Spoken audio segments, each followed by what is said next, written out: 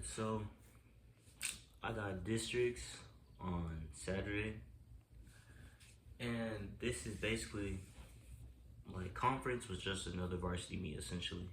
Districts, this is the meet where like if you don't place a certain place, you don't move on.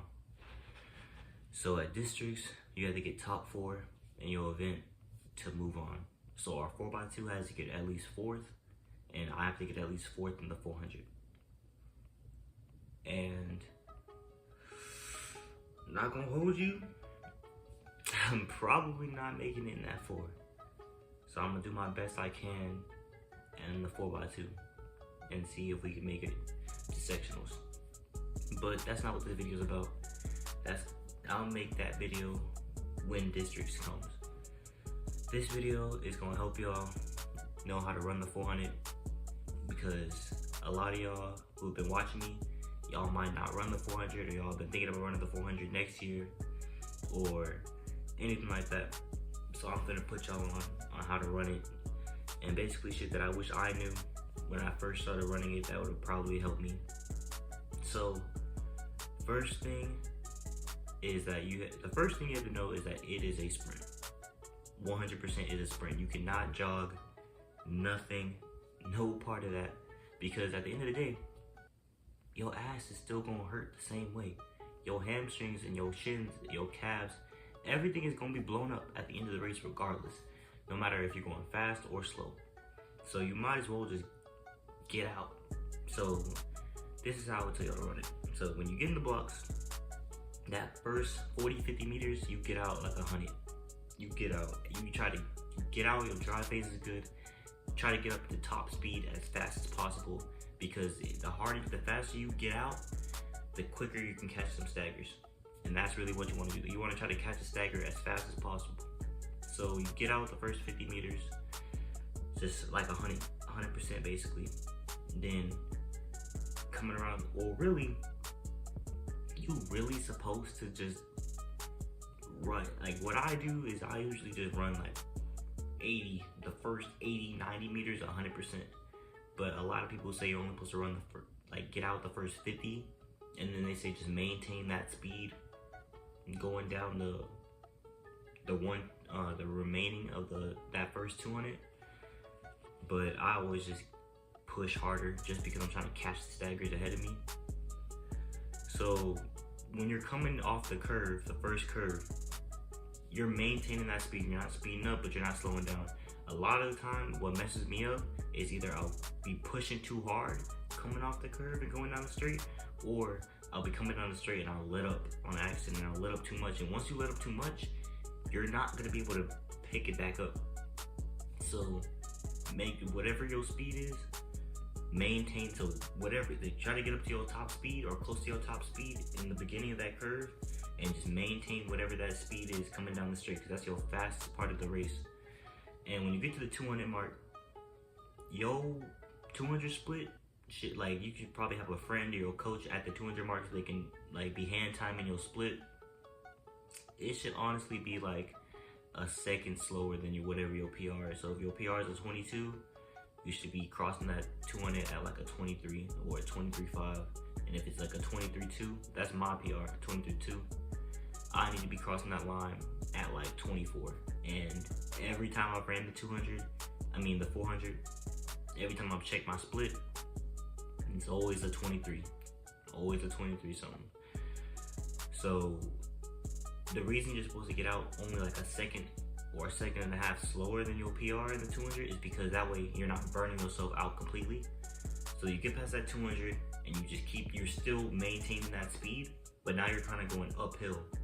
So you're coming around the curve, just maintaining that speed, and then once you get to like the halfway mark through that last curve, that's where you want to start picking it up.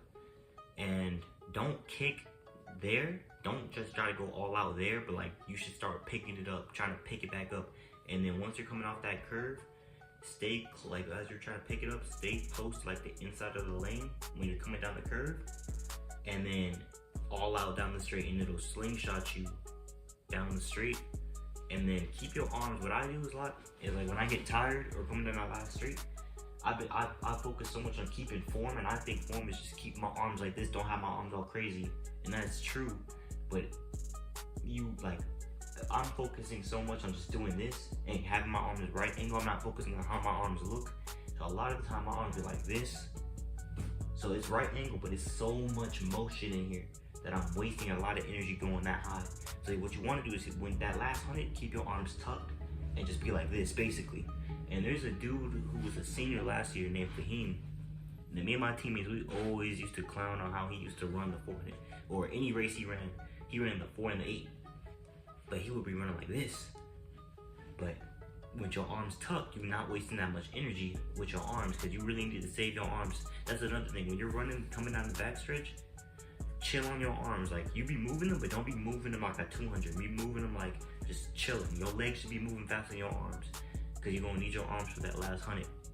So that when you come around that last 100, tuck your arms and just go crazy with them. Swing them as fast as you can, because the faster you swing your arms, the faster your legs gonna move. And then try to keep your knees up and don't arch your back. Like, if you gotta focus on trying to stay relaxed as possible. Like, because when you're going down that last 100, you're not speeding up. So like when you see people kick and shit, they're not speeding up. They're just decelerating faster than everybody else, but smoother. So you need to be trying to stay as smooth as possible, but while moving your arms and stuff without getting super tense. Because if you start doing this, where you start arching your back and your head go up, you're not relaxed. You need to stay relaxed, or you're gonna shut your body down faster. So just stay relaxed, keep your arms tucked, and just as fast as you can. And keep your you should be kind of like almost leaning forward, not so much where you're gonna fall, but like just so your back isn't arched. And then even me, when I get tense at that last, I've gotten better at it, but it's still not perfect. I still kind of tense up, but my back isn't arched all the way up like it used to be. And then it's all you gotta do. And then like another thing is that the 400, it's mainly a mental game, bro. Because if you have to go into the race being like embracing the pain, essentially. Because last year, that's what I did. And then this year, when I came off of my injury and I ran my first 400, I got out at conference, and I was moving because I wasn't afraid. Because I was like, all right, I know how to run this, but I wasn't conditioned. I got out way too hard, and I died in the last 100. And it was like every single race after that, I was just like traumatized, basically. And my mental was fucked up, because I was like, I want to get out, but like I'm scared to, because I'm hurt. And at this point, you gotta embrace this up, because this might be my last race. Like, I might not make it top 4, and I can't just bank on the 4x2, because we might not get 4th. So I gotta if this is my last race, I have to go in with the mindset of, hey, leave it all on the track no matter what. I cannot just be scared to, there's no point in being scared, because it's gonna hurt, but that's kind of the point.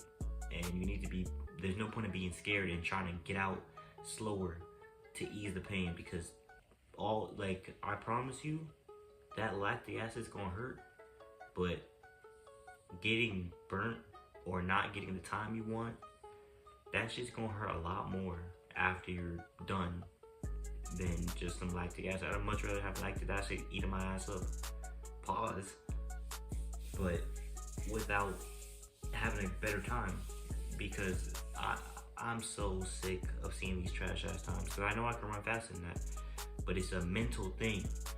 Like, no matter what, just coming off that last curve down that straight, it's straight mental. It's gonna hurt. Your body's gonna be telling you they wanna shut that shit down. Don't be afraid of it. Just keep pushing and you'll be fine. But I got districts. It might be my last meet of the season, and I'll keep y'all updated regardless of if I make it past districts or not. But I hope y'all watch this video and just it helps you a little bit with knowing how to run the 4. And don't be afraid to embrace the pain, because that shit gonna hurt regardless.